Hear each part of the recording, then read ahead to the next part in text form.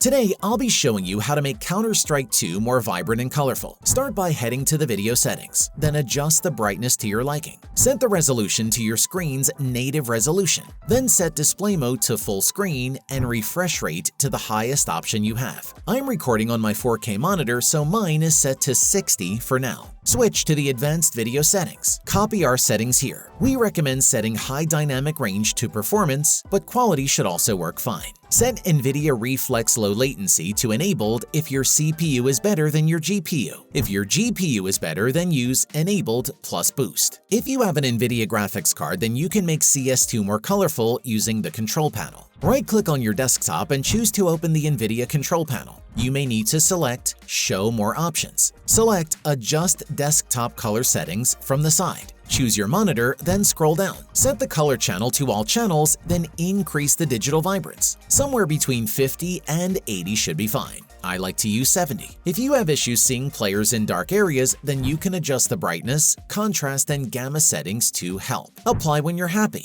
The next option is to use the Vibrance GUI software to make CS2 more colorful. We will include the link in the description. Be sure to download the correct version for your system. Right-click on the zip file and choose to extract, then select a location. Open the extracted folder, then open Vibrance GUI. Click the option to auto-start Vibrance GUI. If you have Counter-Strike open, then click the Add button and select it. Otherwise, click Add manually. Navigate to your CS2 installation folder. The default location will be on screen. Select the CS2 application and open it. Set the vibrance level for CS2. I use about 70, but this is preference. The higher, the more colorful the game will be. Save, and Vibrance GUI will automatically increase your screen vibrance when CS2 is open. Like the video if you found it helpful, and check out another CS2 video here.